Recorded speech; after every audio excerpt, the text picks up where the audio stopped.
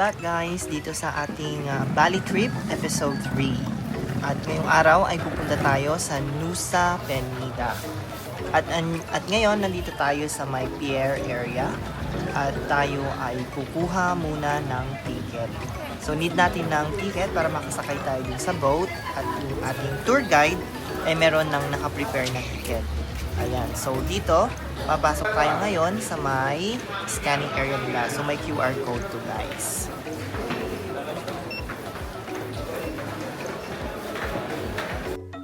And andito na tayo sa may area ng mga bangka at sasakay tayo dito sa mga isa sa mga boat na to. So si Mabu, yak ata yung aming nakuhang boat ticket. So around 7 AM ang first biyahe going sa Nusa Penida. So napapansin nyo guys, nakapayong tayo kasi naambon.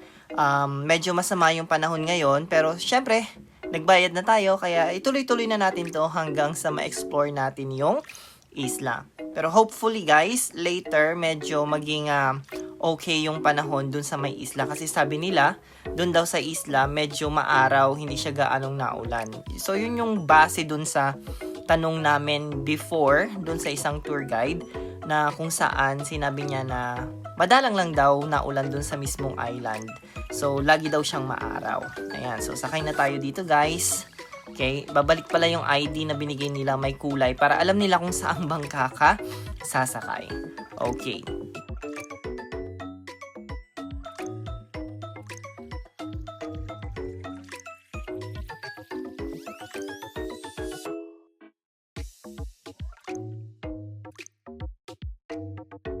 At ayan guys, maghanap na lang tayo ng pwede nating upuan dito sa loob.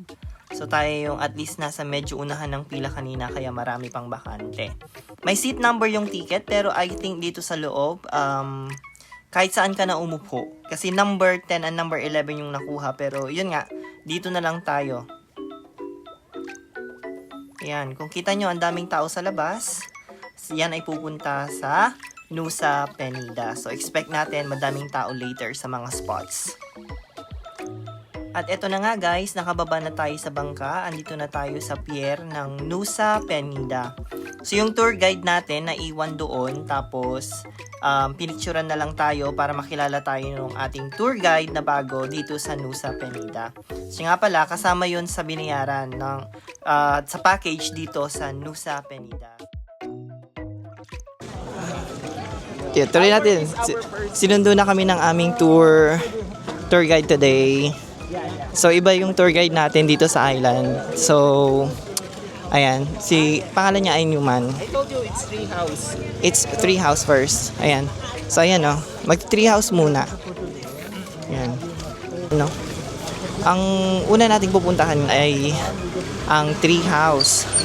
According dun sa ating tour guide ay mag-spend tayo doon ng around 15 minutes. Tapos meron siyang parang walking na parang 200 steps na akyat.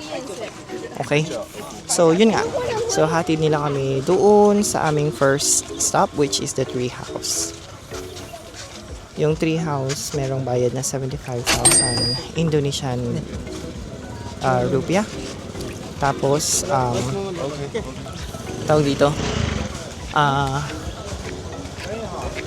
yun ay para sa photo ops natin. Tapos meron siyang trekking na 200 steps and the tour is about 15 minutes. So ito, hinahanap na natin yung ating sasakyan.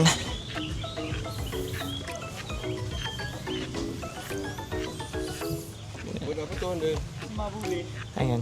So yun, kita tayo dun sa may tree house guys.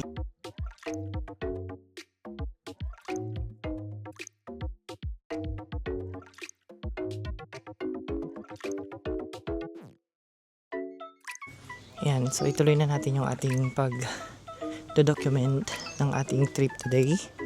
So makikita nyo dito yung tree house. So lakarin natin itong area na to. Meron silang parang heart-shaped photo booth dito. So pwede kang mag-take ng photo dyan if may time ka. Pero unahin natin yung tree house mismo kasi nga may pila. So yung tour guide namin nandoon na. Tapos, nakapila na siya. Kukuha na niya daw kami ng queue number. Yan. So, yung queue number, tingnan natin. So, ito nga pala guys, yung nilalakaran ko. Kung makita nyo, pababa siya. May hagdan naman, pero medyo steep siya ng onte. Yan. So, ingat-ingat na lang sa paglalakad. Baka pag nadulas ka dito, diretso ka doon sa may bangin na yan, oh. Kita nyo? Ang ganda ng view. Pero mamaya na tayo dito magpicture, no? Unahin natin yung baba.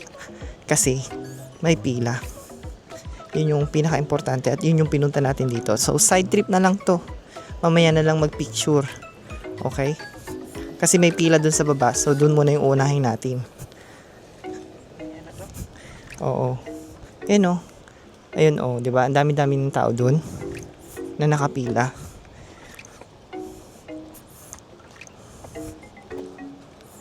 Ayan, very challenging nga yung paglalakad. Pero very nice yung view. Ayan.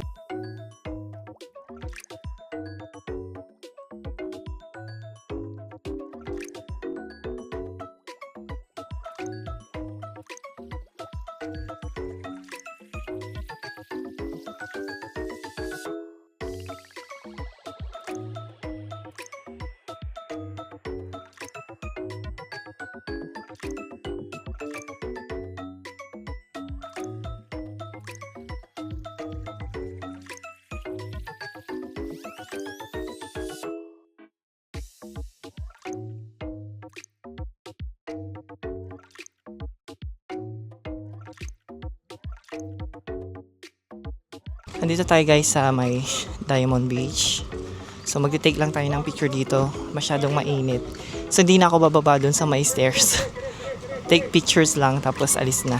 Kasi sobrang init guys. Kahapon daw hindi ganito kainit eh. Makulimlim. So ngayon, eto ganyan. Oh, kita nyo yung likod. Yan. Diyan tayo pupunta. Tapos check lang natin ano yung makikita nating view. Okay, wait lang. Doon kami nagpark sa dulo. Sobrang init. Halos karamihan lahat pinapawisan. Ayan o. May babayaran atang entrance na ano. Pero kasama na sa tour. Ayan yung entrance ticket. Dito tayo sa lilim. Ayan. So antayin natin si kuya. Ayan. So galing nga tayo dun sa tree house. Pero yung mga picture namin, hindi ko alam kung okay ba yun. Mabilisan din kasi yung 2 minutes. Hindi ko pa na-check yung picture eh. So mamaya ko na-check guys kung okay ba siyang ma-post sa Instagram. Doon may video yung kasama yun. Tignan na lang natin. Ayan. Ito Diamond Beach na. Oh. Ayan o. So, welcome to Diamond Beach. Ayan. Tapos, parang restaurant nila yan. Makikita natin dito sa loob yung view. Ano yung makikita nating view. So, pwede ka daw bumaba. So, meron silang gate. Ito. Ayan. Thank you. Okay. So, we're here. Andito na tayo sa tinatawag na Diamond Beach. Ayan o. Ayan. So parang doon tayo galing kanina, no? Nakikita natin to. Sundan natin yung mga kasama natin. Okay. So ito yung Diamond Beach. You know. Ayan. Tapos andun yung tree house, guys. Doon yung tree house. So nakikita natin to. Nung ganda tayo sa may tree house. Nakita natin yung tree house dito sa area na to. Ayan. So, meron pa doon papunta. Ayan o. Papunta pa doon ata. Okay. So, there is an entrance there? No. No. Just But swing. if you like to do the swing, you have to pay 450. Oh, 450? Yeah. Mm-hmm. Okay. The zip line is there. Okay. Okay. Yeah. Okay. Yeah. How much for the zip line? So, lakad tayo dito, guys. Uy, maganda dun. Tingnan nyo, pwede doon mag-swimming sa baba. Ayun, oh. Yan. So, ito yung tinatawag nilang Diamond Beach. Tapos, ayun ata yung stairs na pababa. So, siguro hindi na tayo bababa ng dire-diretso. Kung mayroong station lang, doon na lang tayo. Okay? So, tingnan na lang natin kung gaano kaganda ang Diamond Beach. So, after natin dito pala, sabi ng tour guide namin, magla-lunch muna tayo. So, try natin yung mga food nila dito sa may Nusa Penida. Kung meron bang difference doon sa mismong main island nila. Sa mainland nila. So, tayo sa island eh. So, ayun pababa. So, ayun. Ayun yung pababa. Oh, no. Parang hindi na ako bababa doon. Ayan. So, dito lang siguro tayo magtitake ng picture tapos wala na. Hindi na tayo tutuloy doon kasi nakapagod tas ang init. Okay. Okay, so check natin guys. Ayan guys, tapos na tayo mag-take ng picture dito sa Diamond Beach. So hindi na natin kayang babain yung pinakababa kasi masyadong steep yung stairs. Pero enjoy nyo na lang yung view. Ayan Kita nyo ba? Yan, ganda ng view Oh my goodness. Okay, kita na tayo. So magla-lunch muna kami. Tapos pupunta tayo doon sa West Nusa Penida. See you there. So guys, katatapos lang natin kumain ng lunch. At on the way na tayo sa ating next destination. Ang next destination natin ay yung Kelengkeng Beach. So sabi niyang tour guide, nandun din daw yung parang something like Padang Cliff at saka Ato Beach. So, pagpunta ka dun sa Padang Cliff, may additional bayad na 30,000. Pero sabi niya, same lang din naman daw yung view. So, dun na lang kami sa may Kelengkeng Beach, which is bayad na ng tour package yun. Yan. Nagpalit na rin tayo pala ng ating OOTD kasi medyo basang-basa na sa pawis yung una.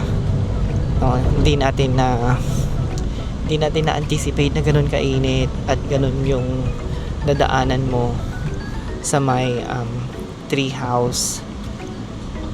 Tapos ito medyo nakakatakot yung daan. Masyadong gilid na gilid yung mga sasakyan. Para siyang one way lang talaga. Yan. So meron tayong 1 hour na gugugulin.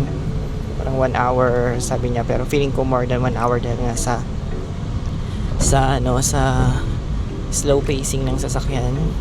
Kasi na rin sa mga siguro to yung lubak-lubak, tapos pag may nakakasalubong, of course medyo mag-i-stop ka. Ayan, 'di ba? Parang ganun, may nakasalubong kaming motor. So kung hindi ka taga rito, malamang baka mamaya madisgrasya ka na. So hindi advisable na magmotor ka dito, lalo na kung hindi ka naman ganun ka-expert. Pero kung expert ka, why not, diba? Kasi nga yung mga taga rito, ng mga lokal na medyo gamay na nila kung saan sila hihinto para pagbigyan yung kasalubong nilang sasakyan at hindi mahulog dun sa parang banging na area. Ayan. So, ganito yung sinasabi ko sa inyo guys. So, ayan hirap yung sasakyan, hirap kita nyo, gilid na Ayan. So, ganito yung magiging struggle natin pag tayo yung magdadrive. So, wag na lang. Ayan. Yan, pinakita ko lang sa inyo guys yung paano sila mag-drive. So, ito yung way natin papunta dun sa west side, which is the Kelengkeng Beach. Okay, see you there. Sa mahigit 1 oras at 40 minutos, nandito na tayo sa Kelengkeng Beach. So, antayin natin yung tour guide natin. Saan niya tayo dadalhin? Yan. Medyo maaraw na. Mainit pa rin. Nakita niyo yung dinaanan natin guys. Na-stress yung driver namin. Na-stress din ako. Saan kami pupunta? Okay. So, tayo lang. Yan.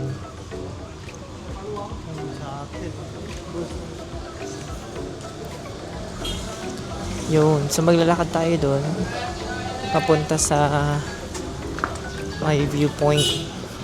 Sabi nila nasa 5 minutes daw. So check natin. So, ang dami pa ring tourist now kahit na meron na akong oil crisis. Pero dito parang hindi naman nila ramdam ata.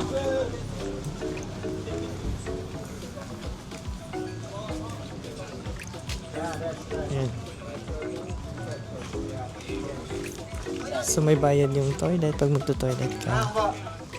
Oh, yun. May mais. Oh, nakamasarap pero pigilan mo natin ating sarili. Ayan. Punta tayo dito sa viewpoint.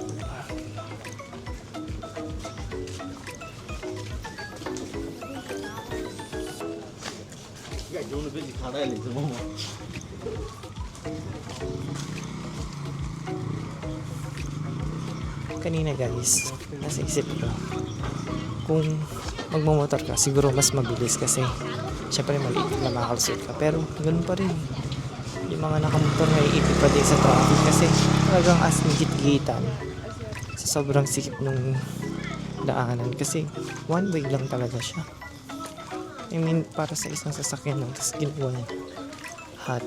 Magaling yung mga driver dito.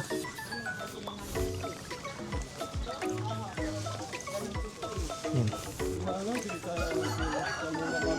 So ito muna no. Mamaya kita tayo dun sa may mismong beach viewpoint.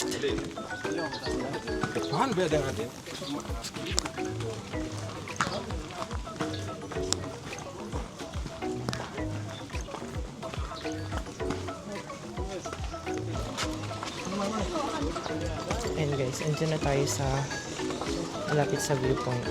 Pakita ko sa inyo. Pakita ko. Ayun na. Oh. So, kanya-kanyang pwesto kung saan ka po pwesto. So, maliit lang pala yung area. Kala ko malawak siya. Kala ko parang beach side siya. Hindi pala.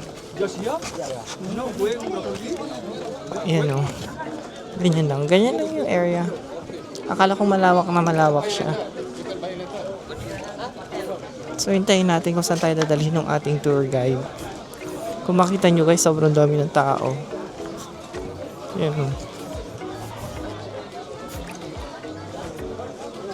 So, hanap tayo ng magandang pwesto. Saan tayo makakapwesto?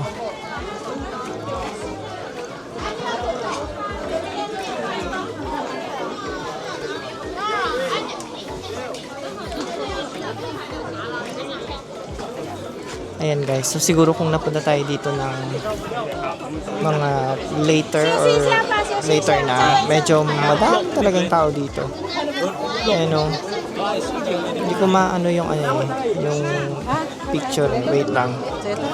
Kung i-view natin kung saan tayo pwedeng kumuha ng photo. Okay. Wait lang, nag-ano yung ano. Ayan, medyo nawala yung ano. Sorry.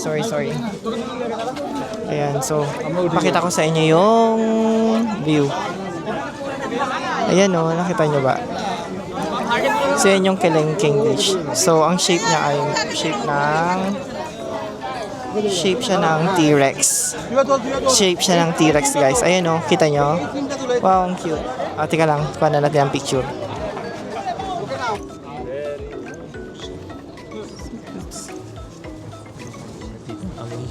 Wait, nawala na tayo. Sorry. I'll go first. Excuse me. Excuse. Sorry.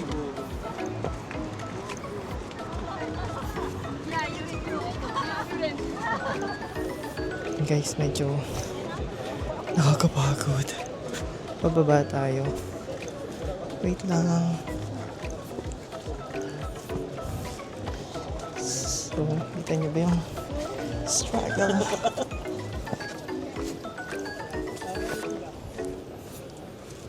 naman ya. Actor head.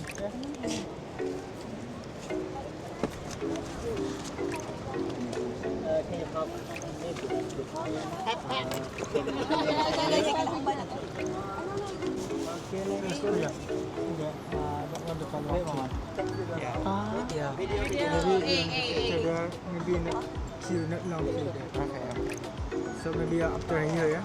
There we go. But you must hello, Mr.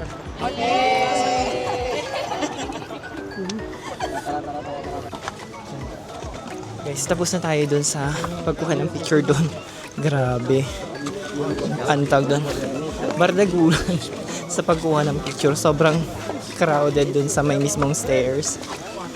Good thing, yung aming tour guide, so siya yung nag-a-assist, pinapaalis niya yung mga tao kapag ka nandun sila sa likod. So pinukuha na muna kami. Priority. So pag nag-DIY ka dito, medyo mahirap kumuha ng picture kasi ang merong pwesto yung mga tour guide na kung saan doon sila pwedeng kumuha ng picture. So kung ako sa inyo, pro tip, siguro kumuha na kayo ng tour dito sa mismong Nusa Penida. So gusto nyo kunin yung tour na pinagkuha na namin, i-share ko sa inyo mamaya sa may siguro i-flash ko na lang dito. So Ega Valley Tours. Okay? So ngayon, punta muna tayo dun sa isang destination, parang cliff ata. Pero malapit lang yun dito sa may mismong Kelengkeng Beach. Okay, see you there guys. Ayan guys, andito na tayo sa second destination dito sa may west side, which is Paluang Cay Cliff. Ayan, tignan nyo yung itsura niya. Okay, so meron parang mga photo stations dyan. So bali may queue number din dito. May queue number. Ang queue number namin ay 87. Yan, so kukuha tayo dito ng picture mamaya. Medyo hindi tayo dito magmamadali. Unlike sa kabila, sobrang nagmamadali. Ayun, yung cliff, yung Kelengkeng Beach. Diba? Kasi ayun yung ginagawang parang elevator. Yan, so tingnan natin yung area. So ang ganda mag-picture dito kung di kayo nagmamadali. Bale, meron ditong payment na 30,000 per head. So yun yung entry fee. Yun yung cliff. And enjoy the view. So after nito ay babalik na tayo ng harbor. At yun na ang end ng ating Nusa Penida tour. So yung day tour natin dito, doon mag-i-end sa may harbor ulit. So yan pa na yun guys, mag-iintay na ako ng queue number ko. Later na lang ulit.